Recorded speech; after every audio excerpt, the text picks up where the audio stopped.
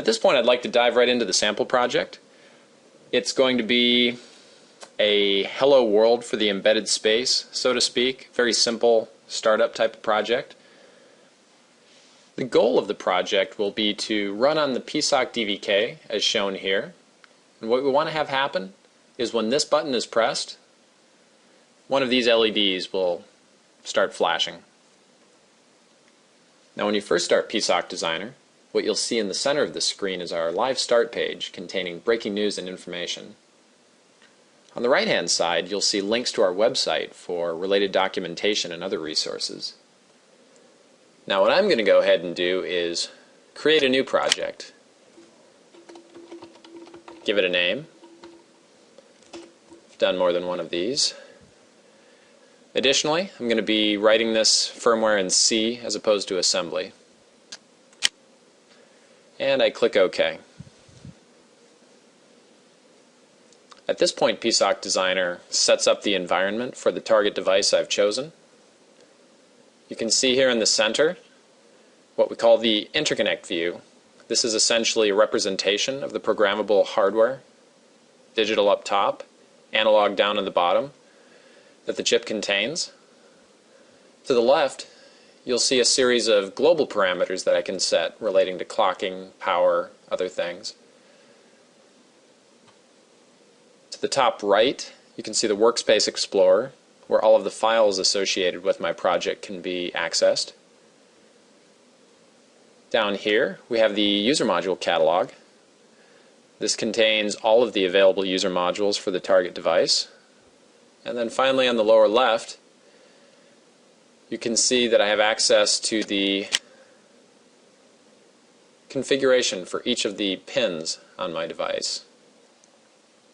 So the first thing I'm going to do to build our project is to place a PWM user module to make that LED flash. So just so you can see what happens when I place it, I'm going to go ahead and zoom in on the upper portion of the interconnect view. I'm going to go through the user module library, open up the PWM folder, and for something simple like this we really only need an 8-bit PWM. So I'm going to go ahead and place that. You can see as I did that the PWM8 user module was placed into the first blank space in the row, turned it blue, put the name up there at the top. Now if I need to know how this user module works, I can go ahead and right click on the user module, scroll down to Datasheet, and I can actually see everything I need to know about this user module. How many resources it consumes,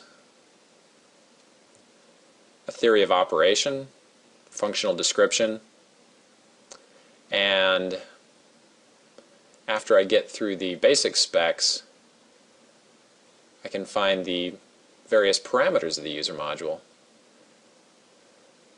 as well as the APIs that I can use to enable, disable, and otherwise change the behavior of the user module in question.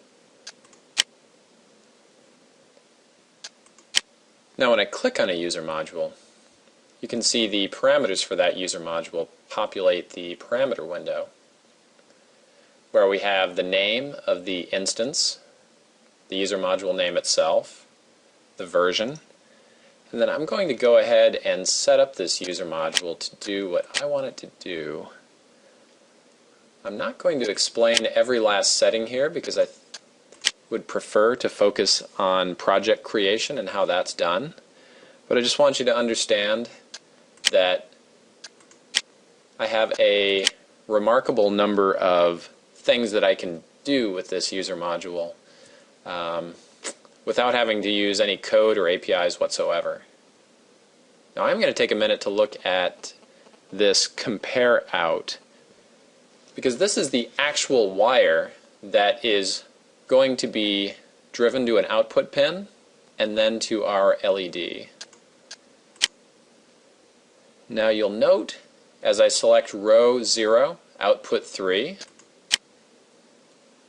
that a wire just appeared on the interconnect view going from the output of this user module to this internal routing row. Now later on I am going to connect this point over to one of my output pins and then configure that output pin to drive the LED. First, however, I'm going to continue setting up the user module parameters. Now I don't need anything to happen with the terminal count signal. Based on the clock, if I set the period to about 100, I know that that is going to give me a visible period. I'm going to set the pulse width to 50, so it has a 50% on-off duty cycle.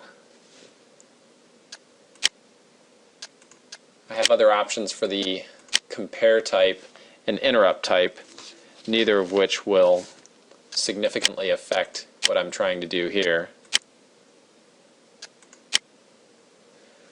And at this point, I have completed configuring the user module, and I'm ready to wire it to a pin.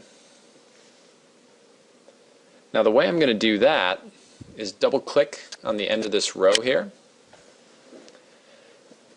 We can see that I can connect that pin to any one of these 4 output bus choices. Now I'm actually going to connect it to the global odd output 7 here. I'm going to close, and you can see that once again a wire has formed to demonstrate that I have indeed changed the routing on the PSoC chip.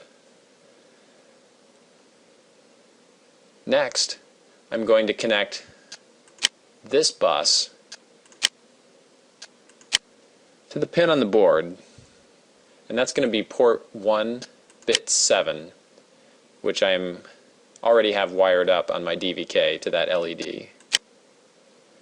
Once again, as I make that selection, a wire appears. Now to configure my pin, I simply go down to the lower left corner, scroll down to port 1 bit 7, open the settings for that port, and notice that the drive is already set to a strong output, which is what I want to light that LED. While I'm here in the pinout box though, I'm going to go ahead and select my input port, port 0 bit 0. Now this port is going to have the push button switch attached to it, and because this is a switch between the pin and ground, I'm going to go ahead and set the drive level to a pull-up resistor so that that input doesn't float when the switch isn't pressed. Now I could implement the input switch in hardware, but just to give you an idea of a mixed hardware and software project, I'm going to go ahead and open up my source code, my main.c here, and handle this in software. Now you can see that I have a template here that the PSoC Designer tool gives me. I'm going to go ahead and replace that. So I'm going to go ahead and copy some text from this convenient notepad file, just so that you don't have to watch me type all that. The code here is very simple. I've really just left the include files in from the template, declared a pair of variables here, one for the current state of the button, another for the previous button state. Then I just fall into an infinite while loop, doing a software check on the data register associated with port 0, bit bit 0. Because the switch is to ground, I've got to flip my logic around. And then whenever I detect a positive edge, where the previous button state was 0 and the present button state was 1, then I know a button has just been pressed, and I call the PWM start API. We'll take a look at where that's located in the datasheet in just a second. Now when the button is depressed, the finger goes off the button, then I go ahead and I call the PWM8 stop API. Then I just feed the previous state with the current state, and I am done with my code. I'm going to go ahead and save this file. I'm going to go ahead and save my interconnect view. You can see the asterisk go away as I do that. Now, as promised, I'll go ahead and show you that start and stop API.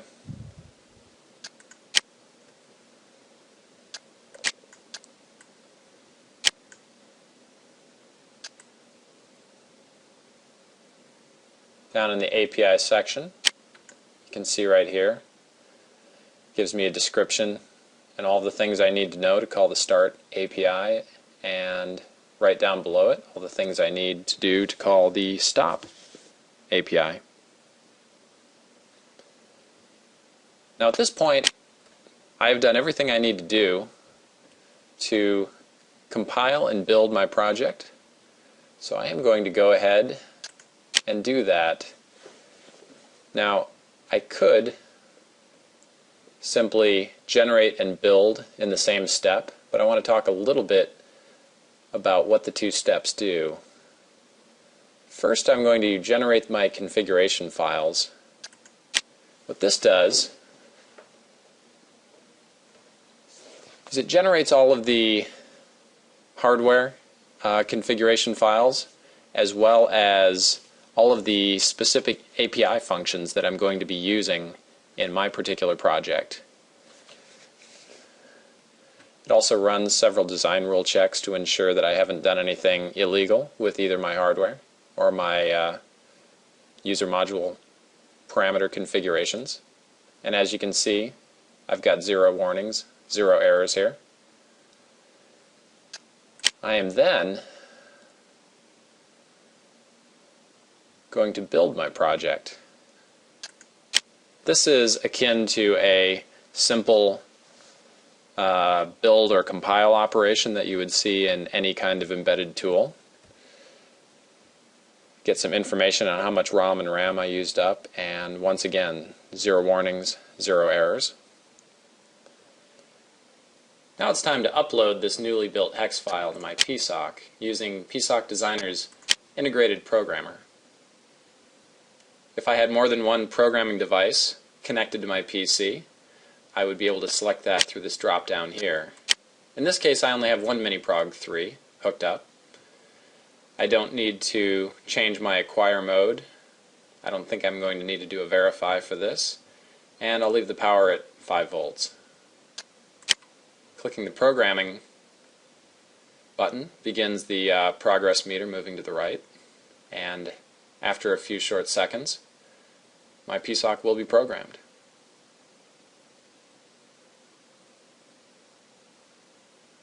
And we can see here that the operation was indeed successful.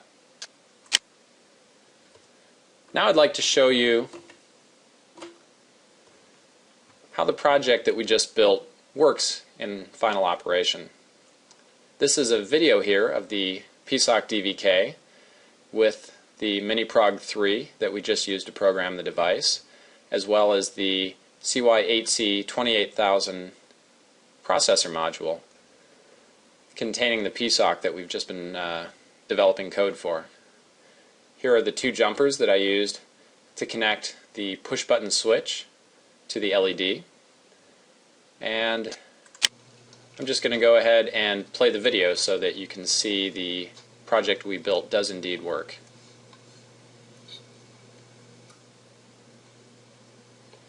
And there you have it. Hello world for the embedded space.